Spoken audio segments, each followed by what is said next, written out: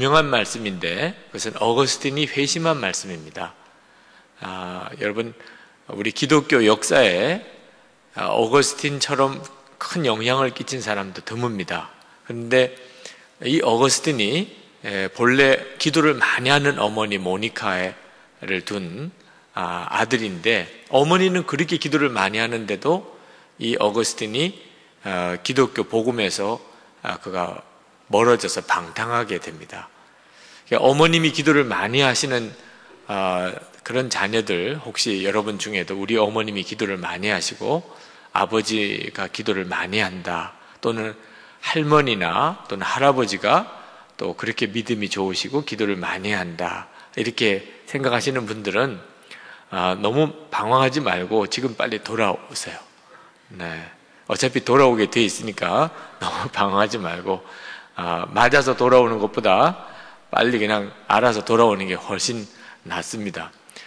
제가 그 말에 그냥 코가 끼어가지고 신학교를 갔던 입장이긴 하지만 지금 생각해 보면 정말 잘했다는 생각이 들어요. 왜? 그때는 무슨 복음에 대해서 확신도 없었고 하나님이 살아계신다고 하는 확신도 없었고, 정말 순전히 성격이 착한 거 하나 때문에 아버지가 신학교 가라고 하는 것에 그냥 그게 내 팔자라면 가야지, 이렇게 해서 순전히 신학교를 갔었지만 지금 생각해 보면 정말 잘했다 하는 생각이 듭니다. 그래서 여러분이 다 깨닫고 그리고 난 다음에 살려고 그러면 정말 60쯤 가서 정말 두 손 들고 옵니다, 이렇게 될 수도 있어요.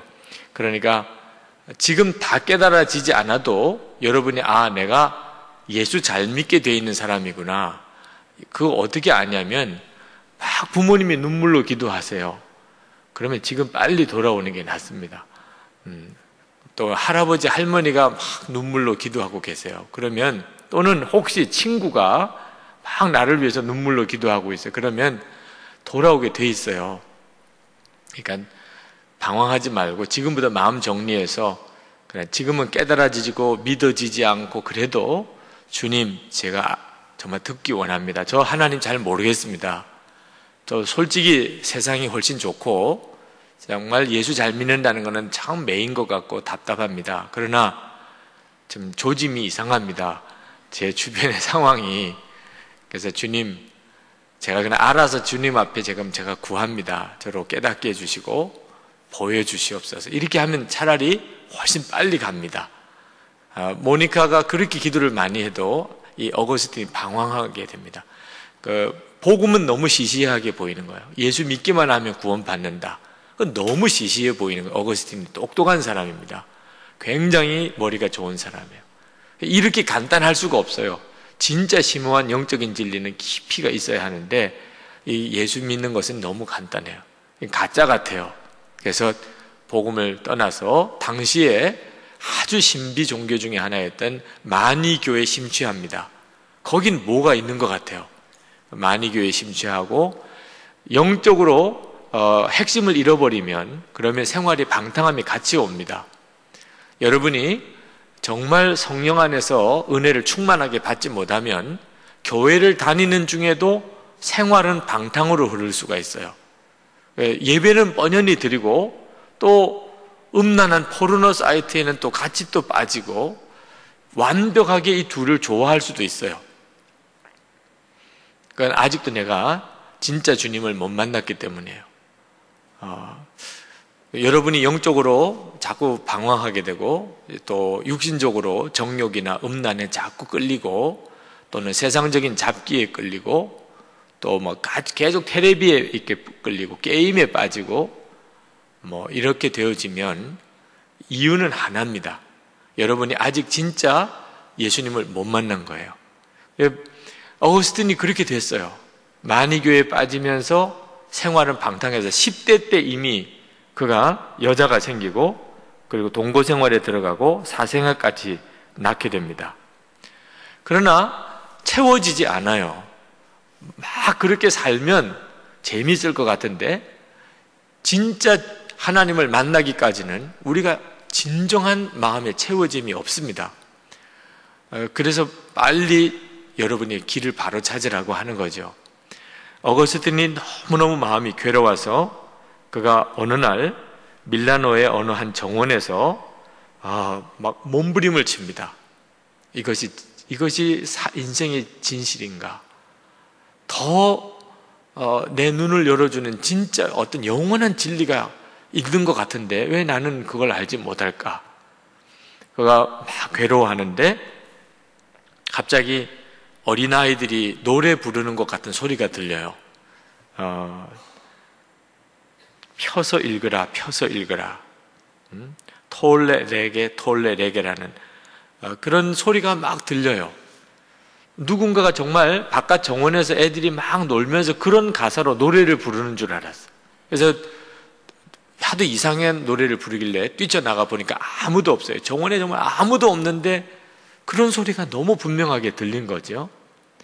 그래서 집에 들어와서 보니까 성경책이 있어요. 그래서 이 성경책을 들고 그냥 성경책을 무턱대고 편 겁니다. 폈는데 오늘 본문 말씀이 나온 거예요. 오늘 로마서 13장 11절에서 14절. 여러분은 지금이 어느 때인지 압니다. 잠에서 깨어나야 할 때가 벌써 되었습니다. 지금은 우리가 처음 믿을 때보다 우리의 구원이 더 가까워졌습니다. 밤이 깊고 낮이 가까웠습니다. 그러므로 우리는 어둠의 행실을 벗어버리고 빛의 갑옷을 입읍시다. 낮에 행동하듯이 단정하게 행합시다. 호사한 연애와 술 취함과 음행과 방탕과 싸움과 시기에 빠지지 맙시다. 주 예수 그리스도로 옷을 입으십시오. 정욕을 채우려고 육신의 일을 꾀하지 마십시오. 마치 하나님께서 바로 옆에서 자기에게 말씀하시는 것과 똑같은 음성으로 이 말씀을 들어요. 오늘 여러분이 그때 그 어거스틴의 심정이 어땠을까 하는 마음으로 한번 오늘 이 말씀을 한번 생각해 보시면 좋겠어요. 왜냐하면 여러분을 부르시는 말씀일 수도 있는 겁니다. 그리고 어거스틴이 정말 예수님이 그리스도라는 것에 대해서 뭐라고 이렇게 설명을 할 수가 없는 영적인 눈이 뜨입니다. 그리고 그때부터 180도 바뀌어요. 일단 한번 마음이 열리고 나니까 모든 복음의 비밀이 다 깨달아지고 가장 완벽한 구원의 진리인 것을 알게 되고, 그리고 그는 기독교 역사상 가장 훌륭한 신학의 기초를 놓은 사람이 됩니다. 오늘 우리가 로마서를 그동안 쭉 읽어 내려왔는데 그 놀라운 성경 구절에 우리가 와 있어요. 여러분도 오늘 이 말씀에서 하나님의 음성을 들을 수 있게 되기를 원합니다. 하나님께서 이 말씀으로 여러분에게 주시는 음성을 들려주시기를, 오늘 이 말씀 속에서. 자, 지금이 어느 때인가 하는 문제부터 질문이 나옵니다. 오늘 말씀에 여러분은 지금이 어느 때인지 압니다. 자, 여러분은 지금이 어느 때인지 아십니까? 그 점에 대해서 오늘 말씀이 여러분에게 이해되게 해달라고 기도하십시오. 오늘 분명히 성경 말씀을 읽었어요. 지금이 어느 때인지 압니다. 근데 솔직히 여러분 중에 모르겠는데 나는 지금이 어느 때인가? 가을이라는 말인가? 뭐 이런 정도 수준밖에 이해가 안 되시는 분들은 오늘 끝났다고 빨리 집에 돌아가고 이렇게 하지 말고 정말 주님께 물으세요. 하나님, 어거스틴이 눈 떴던 그 말씀의 역사를 내게도 주옵소서. 도대체 지금이 어느 때입니까? 제가 듣기 원합니다. 내가 그것을 알기 원합니다.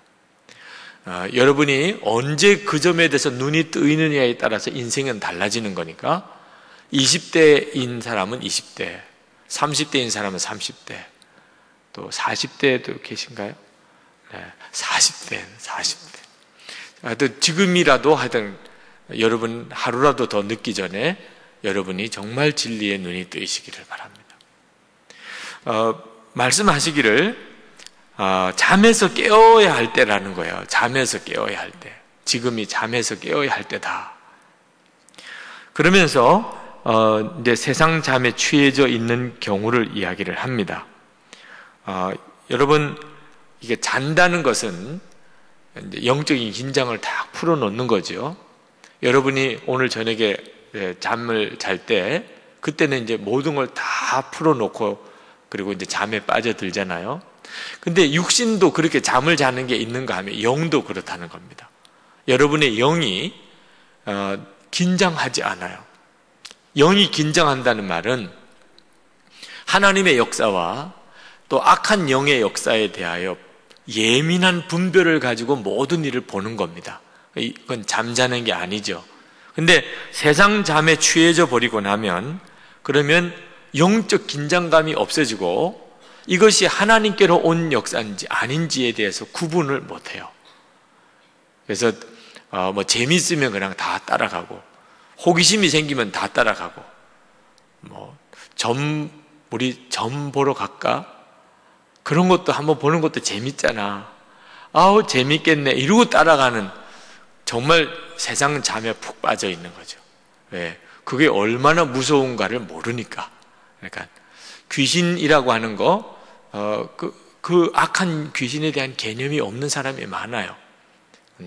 알고 나면 정말 알고 나면 가까이 할 수가 없지만 제사 드리는 것도 그래요. 고사 드리는 것도 그래요. 아무 생각이 없으니까 그렇게 가는 겁니다. 직장 생활 하면서 이제 직장 문화, 대학 문화가 술 문화가 되고 또 환락의 문화로 가지요.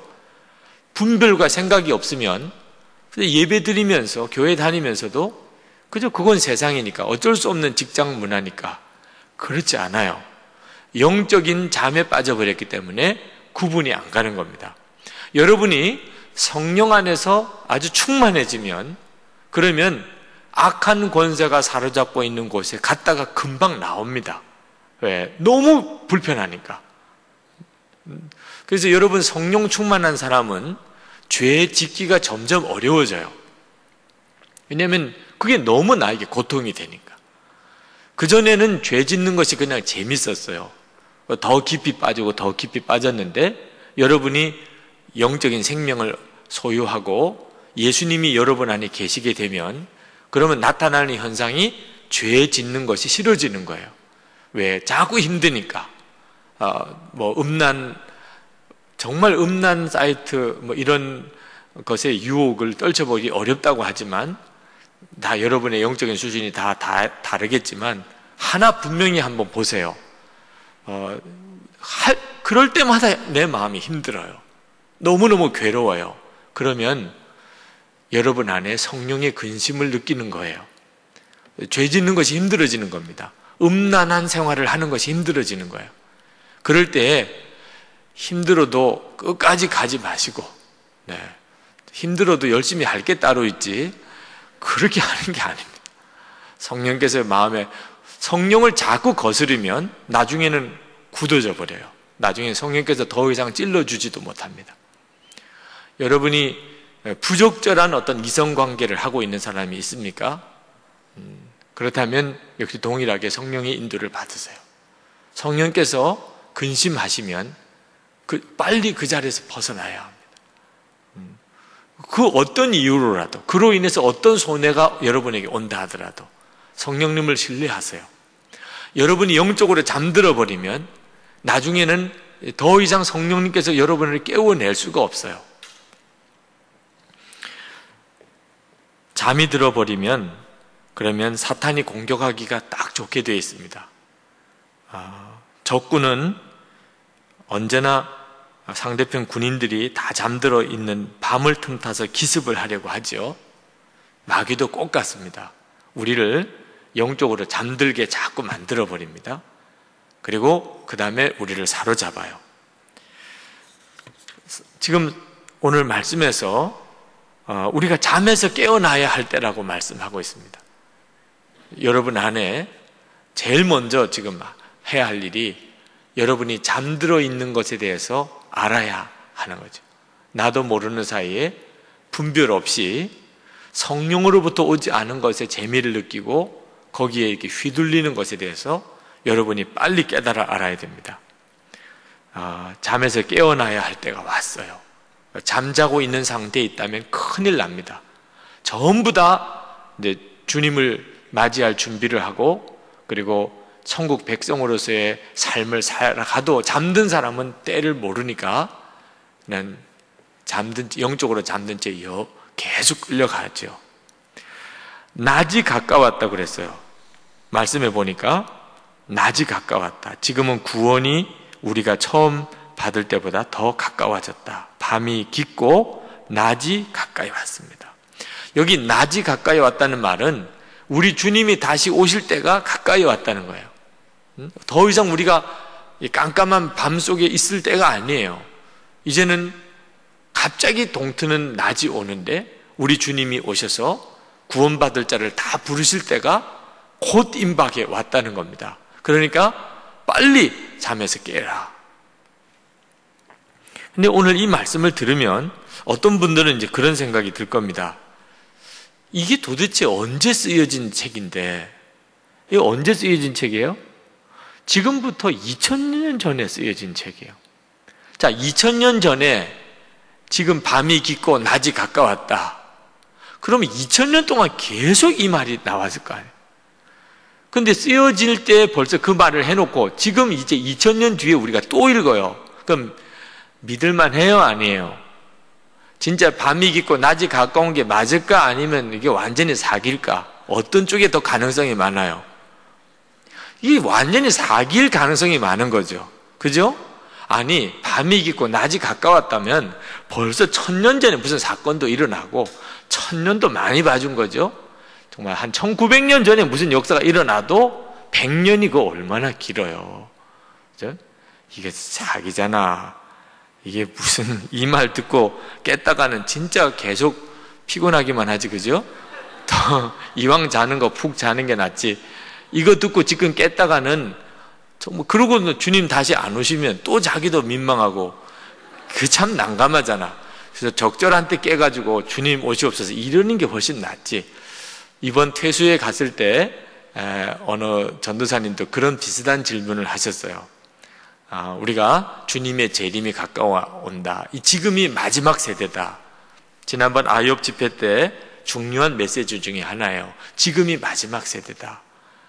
근데 그런 말씀을 들었는데 그걸 어떻게 소화해야 될지 하는 질문을 하셨어요. 왜냐하면 그런 이야기가 2000년 동안 계속 됐단 말이에요.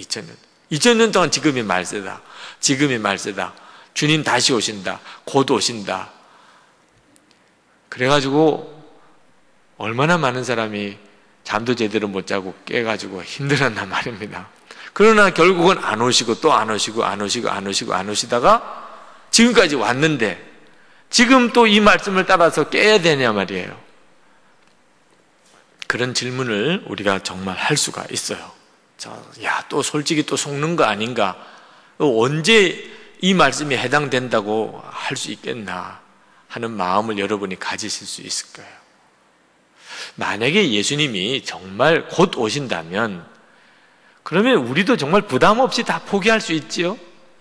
그죠? 우리 주님이 곧 다시 오신다면 그러면 아무리 세상이 재밌어도 이제 그것 가지고 마음 흔들릴 거 없고 그 다음에 직장 생활, 대학 입시, 유학 이런 것도 다 깨끗하게 내려놓을 수 있죠.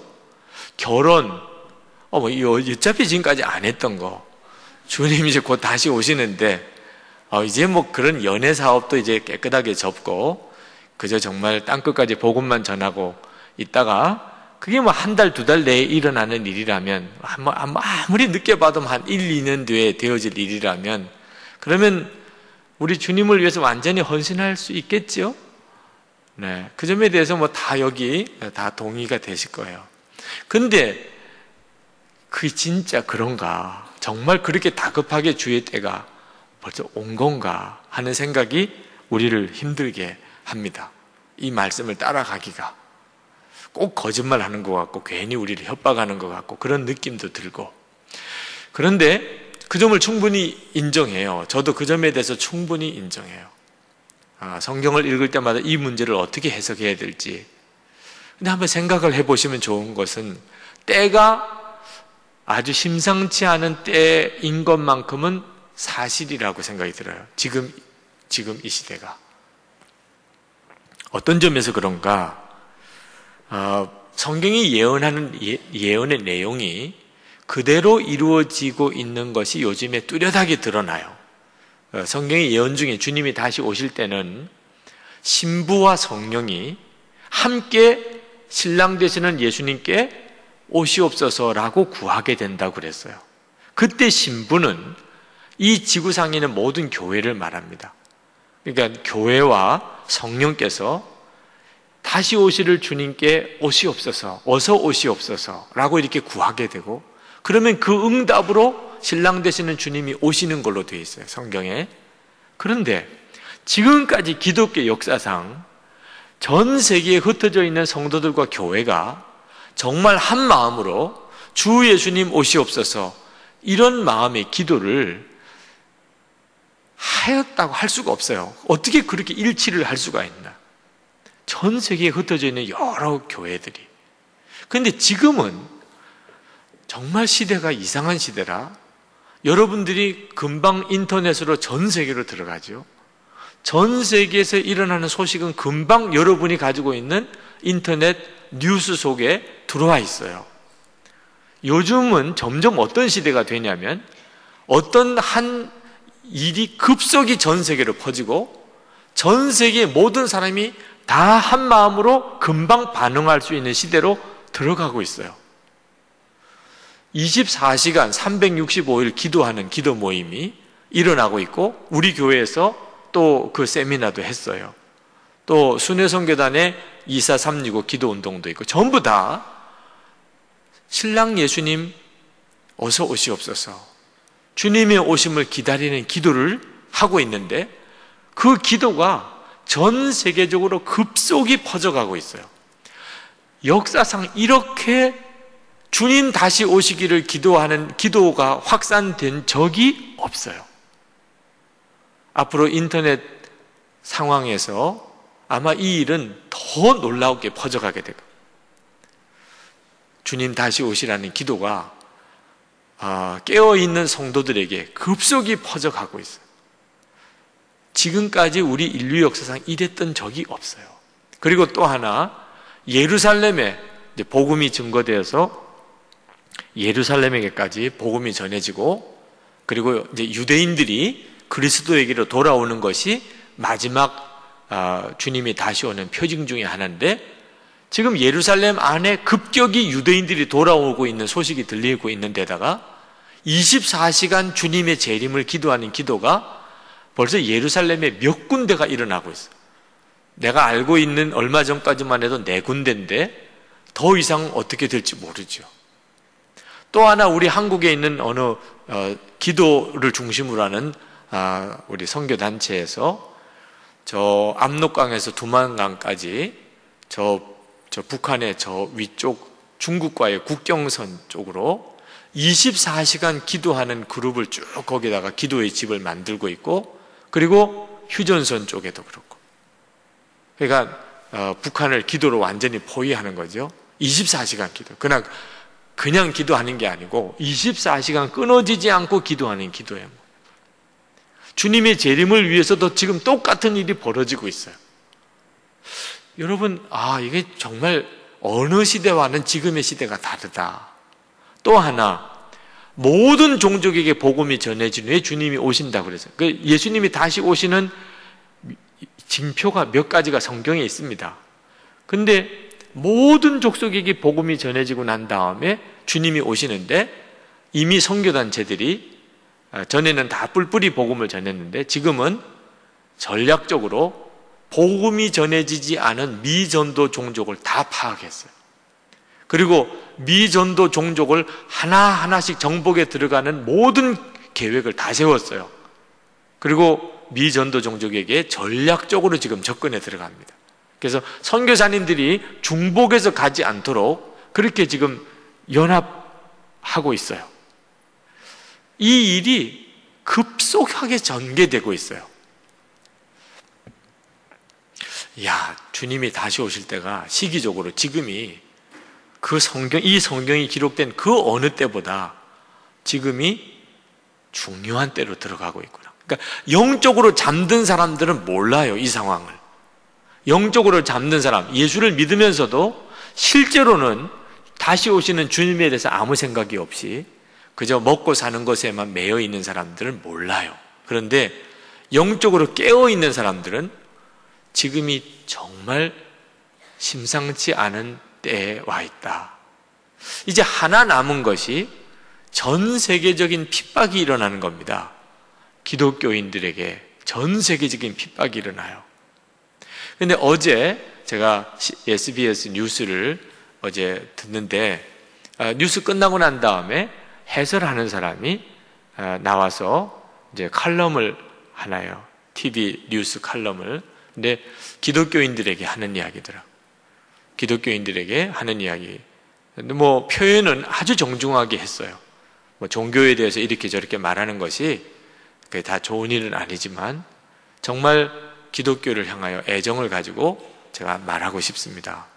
그러면서 이제 몇 가지 정말 기독교가 좀 정신 차려 달라 뭐 그런 이야기를 해요. 근데 정신 차려 달라고 하는 내용의 진짜 중심의 핵심의 메시지가 뭐냐면 좀 다른 사람, 다른 종교 가진 사람에게 예수 믿으라고 하지 마라.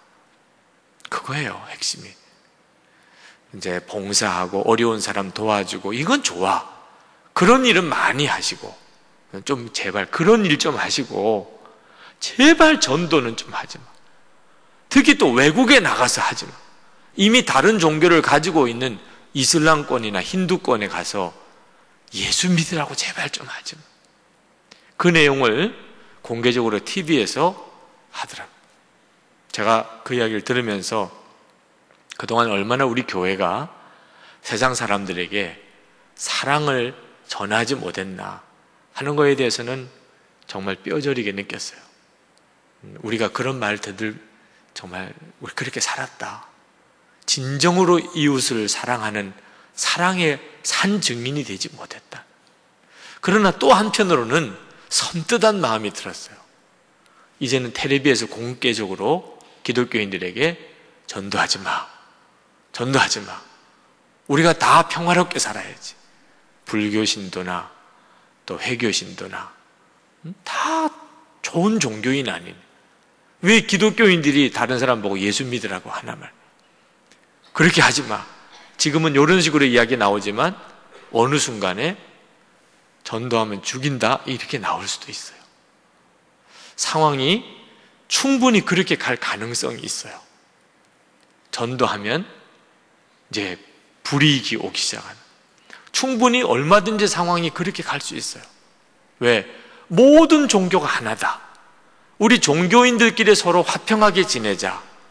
성경이 점점점 그런 식으로 악한 세력이 기독교만 따로 떼놓고 모든 종교가 연합하는 이런 식의 때가 올 것이다. 그러면 그 시대는 뭘 말하냐면 예수 그리스도만 구원의 길입니다 라고 하는 사람들은 핍박을 당하는 거예요.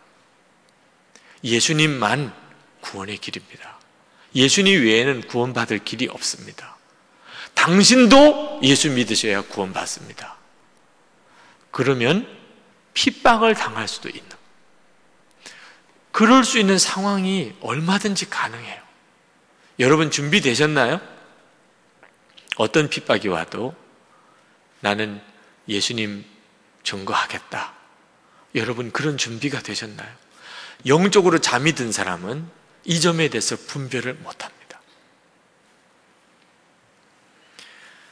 혹시 여러분 중에 이 선교에 대해서 좀 마음이 답답하신 분이 있는 분 있으실 거예요. 이거 정말 기독교에서 이 이슬람권에 가서 복음을 전하는 것이 꼭 그래야만 되나? 이런 난리를 치면서까지 꼭 해야 되나? 저는 생각하기를 이슬람권에 가서 복음을 전하다가 피랍이 되거나 하게 되면 더 이상 우리 국가가 그 문제를 가지고 인지를 구출하고 이런 일은 없어야 하겠다는 생각이 들어요. 왜? 그건 정말 우리들 나름대로 순교를 각오하고 간 거니까. 그렇게 복음을 전했다면 그걸로 끝난 거지. 이제 국가에서 우리 국민들을 보호해야 된다고 하다 보니까 지금 이 문제가 복잡하게 얽혀버렸어요.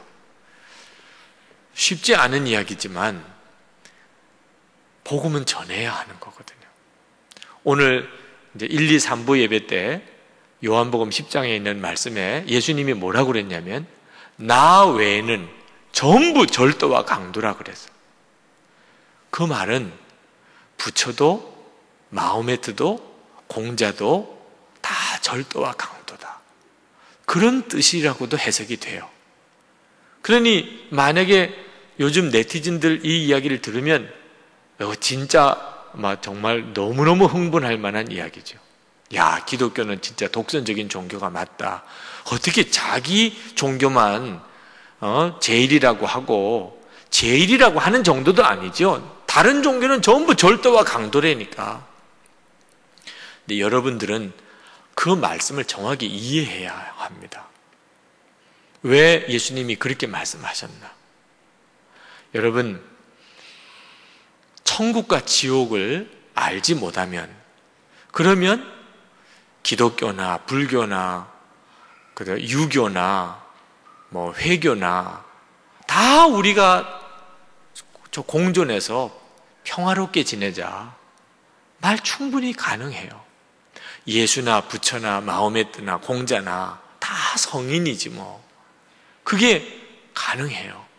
그래서 우리가 서로 친구로 지내고 서로 도움도 받고 가능해요. 그런데 천국과 지옥을 알고 나면 예수님과 부처와 마호메트와 공자는 같은 반열이 아니라는 걸 알게 돼요. 절대로 같은 반열이 아닙니다. 예수 그리스도는 우리를 지옥에 갈 자를 천국에 가게 하는 완전한 구주이세요. 유일한 구주이세요. 만약에 온 인류가 죄사함을 받고 정말 저주에서 벗어나서 지옥에서 천국에 갈 수 있는 복음이 정말 있다면 한번 정말 내놓으라 그 말이에요. 예수 그리스도의 십자가 복음이 아닌 어떤 것으로 죄인이 용서함 받고 저주에서 벗어나서 지옥에 갈 자가 천국에 갈 수 있는 그런 복음이 정말 있다면 한번 내놓으라 말이에요. 여러분, 어떤 아이가 길에 있는데 아주 어린 아이예요. 그 아이를 자기 집에다가 데려다가 그 아이를 먹이고 재우고 입히고 공부시키고 그랬으면 잘한 걸까 못한 걸까? 다시 한번 물어볼게요. 네. 어떤 아이가 길에서 있는 걸 봤어요. 아주 갓난 어린 아이예요. 그 아이를 집에다가 자기 집에다 데려다가 먹이고 입히고 재우고 나중에 공부까지 시켜주었어요. 그러면 상 받을 일일까 벌 받을 일일까? 진짜 무서운 죄를 지은 거죠. 그죠? 아니, 먹이고 입히고 재우고 공부까지 시켜줬는데 여러분 아직도 그 감이 안 와요? 그 아이에게 어떻게 해줘야 되죠? 부모 찾아줘야죠. 그렇죠? 아니, 길에 있다고 그래서 집에 데리고 와서 먹이고 입히고 재우고 공부시키면 어떻게 하자는 거야? 그 아이의 부모에게로 데려다 주는 것이 가장 기본인 거죠. 유괴죄에 해당이 되는 겁니다. 그렇죠? 그 아이의 부모를 찾아줄 때까지 입히고 먹이고 한 건 좋아요. 그러나 자기가 데리고 그 아이를 데리고 살면 안 되지요. 자, 천국과 지옥에 들어가는 문제가 딱 왔을 때 예수 그리스도의 생명의 십자가 복음 외에는 천국에 들어갈 길이 없단 말입니다. 그런데 굉장히 좋은 이야기 들었어요. 굉장히 좋은 교훈도 들었어요. 아주 정말 깊은 돌을 닦는 경지까지도 들어가게 했어요. 그러나 그건 구원에 미치는 복음은 아니란 말이에요. 그것 때문에 예수님의 생명의 복음을 듣지 못했어요. 그랬다면 정말 절도요 강도죠. 기본적으로 우리가 천국에 들어가는 영생의 축복을 얻는 것이 그것이 무엇보다 중요한 기본이죠. 그렇지 못하고 일생을 아무리 훌륭하게 덕 있게 정말 도통한 삶으로 살았다 하더라도 지옥에 가면 무슨 소용이 있나 말입니다. 우리의 죄 문제를 해결할 길이 다른 길은 없단 말이에요. 돈 많이 버는 것도 세상에 있을 때는 괜찮아 보이지만 천국에 들어갈 때 내가 돈 버느라고 정신이 하나도 없어서 예수님의 복음을 들을 시간도 없었고 내게 찾아오는 전도자를 내가 만날 시간도 없어서 결국은 생명의 복음 예수님을 믿지 못해서 이 세상 사는 동안에 정말 크게 사업에 성공해서 천국과 지옥 문 앞에까지 갔다면 그가 돈 많이 번 게 그에게는 그 영혼의 도적이고 강도지요. 왜? 영생을 얻을 수 있는 기회를 뺏어가 버렸으니까. 세상 성공이 꼭 그와 같을 수 있다는 거 알아야 합니다. 여러분, 한번 이제부터 종교 간의 평화, 저는 그 점에 대해서 꼭 반대는 안 해요. 다른 종교인들을 인격적으로 존중해주고, 그리고 우리가 아주 정말 사랑으로 그들을 대하고, 또 어떤 일을 할 때 같이 손잡고 사회의 여러 가지 봉사 일을 같이 하고, 저는 충분히 그래야 된다고 생각합니다. 그러나 우리 안에 다른 종교인들도 복음이 있어야 구원을 받는다는 것은 그건 정말 결코 우리가 물러설 수 없는 자리인 거죠. 저는 그 점 때문에 핍박을 받을 수 있다고 싶어요. 우리에게 있는 이 복음의 문제가. 나중에 다른 종교가 다 연합을 하게 된다면 그때는 기독교는 갑자기 상황이 바뀌게 됩니다. 사회 통합을 깨트리는 세력이 돼요. 기독교는. 왜? 예수 그리스도만 구원받을 수 있다고 하는 복음의 진리 때문에. 실제로 가정 안에서 이 문제 때문에 어려움을 겪는 사람 얼마나 많은가요? 여러분, 지금 정말 깨어 있어야 돼요. 주님이 오시는 때가 점점 다가오고 있는데 시대적인 상황이 그렇게 가고 있고, 또 하나 만약에 그렇게 마지막 때가 임박에 왔다고 하는 것은 사실이라도 내가 육신으로 살아있는 동안에 주님의 때가 안 왔다면, 그렇다면 속은 걸까? 아니, 주님이 오시긴 오셨는데 내가 죽고 난 다음 날 오셨어. 그러면 이 말씀대로 산 사람은 너무 억울하잖아. 그죠? 아니, 그냥 사는 동안에 푹 자도 될 걸 괜히 깨가지고 어차피 주님을 맞이할 수가 없는데 자기는 그 죽고 난 다음 날 재림에 오시는 바람에 그런 사람은 억울한 걸까? 절대로 그렇지 않아요. 여러분, 정신 차려서 잘 들으세요. 주님이 지금이라도 오실 거라고 생각하고 그렇게 산 사람 아니면 천국에 못 들어갑니다. 꼭 기억하세요. 주님이 지금이라도 오실 거라고 생각하고 준비된 사람이 아니면 천국에 들어갈 수 없어요. 이게 절대로 속은 문제가 아닙니다. 주님이 재림에 오시지 않으면 아무렇게나 살아도 되는 걸까? 영적으로 잠든 채로 살아도 진짜 되는 걸까? 여러분, 이건 속고 말고 문제가 아니에요. 모든 그리스도인들이 어떤 믿음으로 살아야 하는가? 지금 주님이 오셔도 나는 기쁘게 주님을 맞이할 수 있는 준비를 하고 사는 삶이, 그 사람이 진짜 예수 믿는 사람이에요. 그렇지 않고 주님이 내 죽고 난 다음에 재림에 오신다면 나는 좀 세상 재미도 보고 좀 이렇게 사는 거지. 그런 사람은 착각하고 있는 거예요. 왜? 본인이 구원받은 줄로 착각하고 있는 거예요. 주여 주여 하는 자마다 다 천국에 들어갈 것이 아니요, 내 아버지의 뜻대로 하는 자라야 천국에 들어갈 거라고 했잖아요.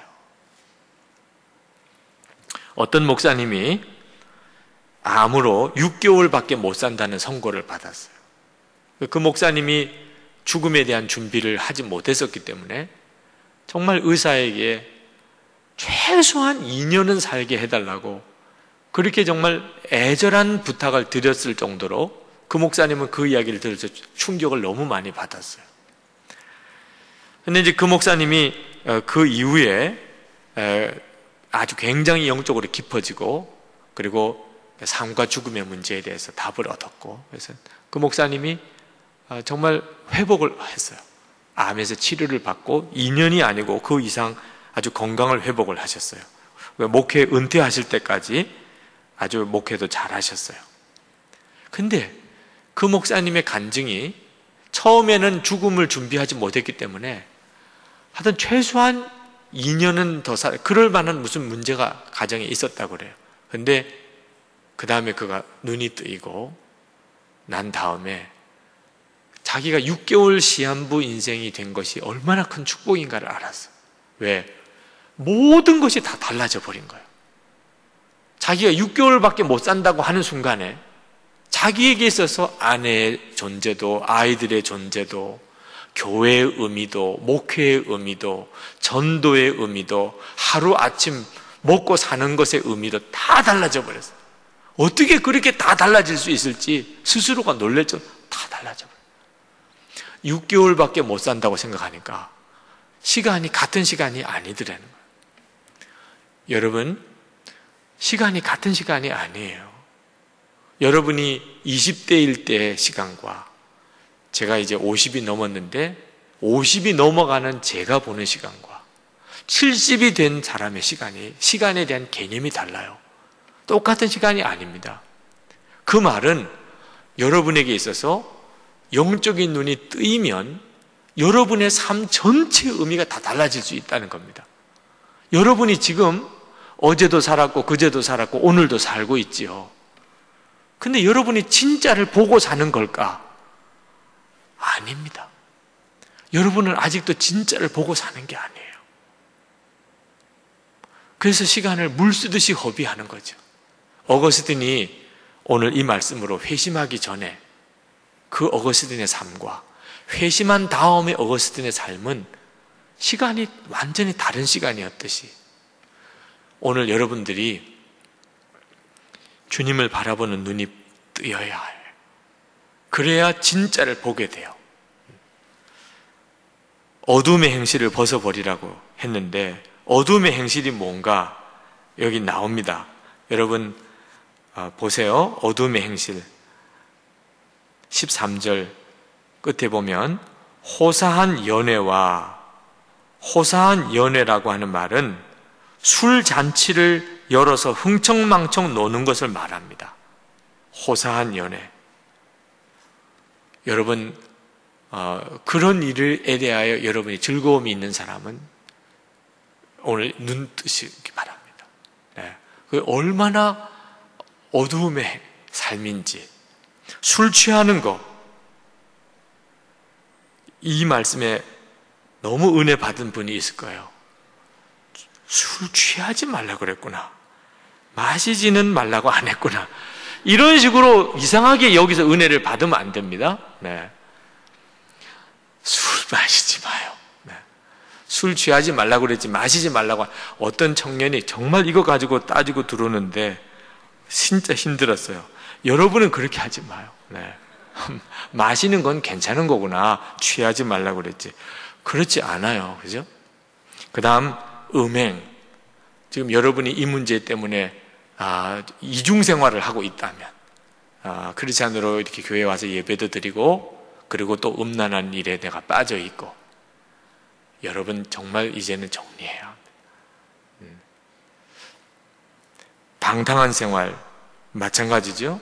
네, 여러분 크리스찬으로서 이성과의 관계 정말 조심해야 되고 아름다운 신부로 아름다운 신랑으로 준비되어져 가야 합니다. 세상을 따라서 방탕하게 사는 거 정말 무서운 일입니다.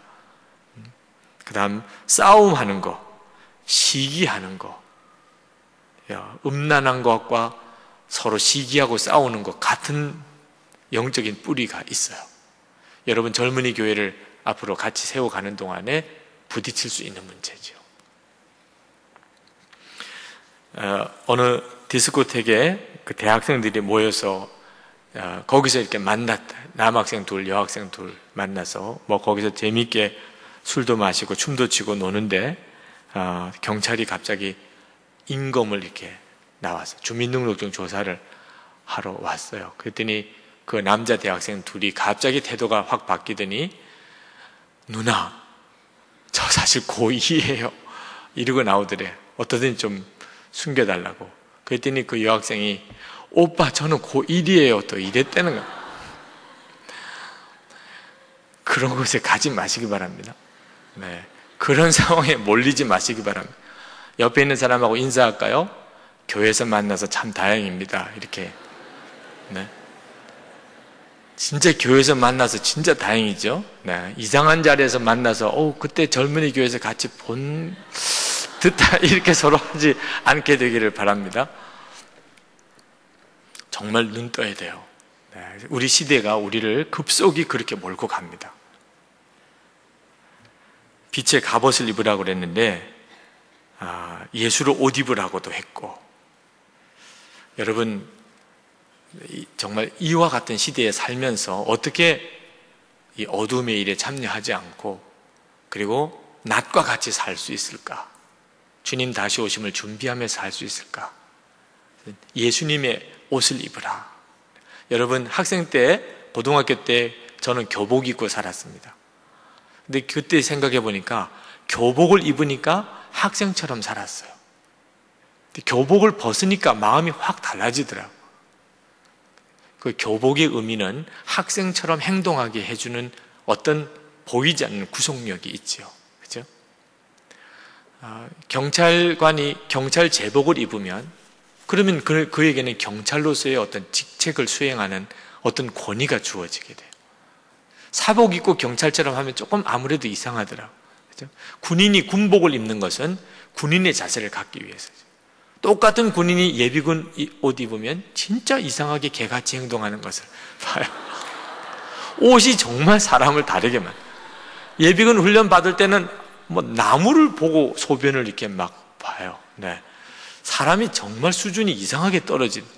근데 훈련 끝나고 난 다음에 양복 갈아입고 나갈 때 보면 사람이 또 완전히 딴 사람이 되는 겁니다. 옷 입는 것이 사람을 완전히 바꾸죠.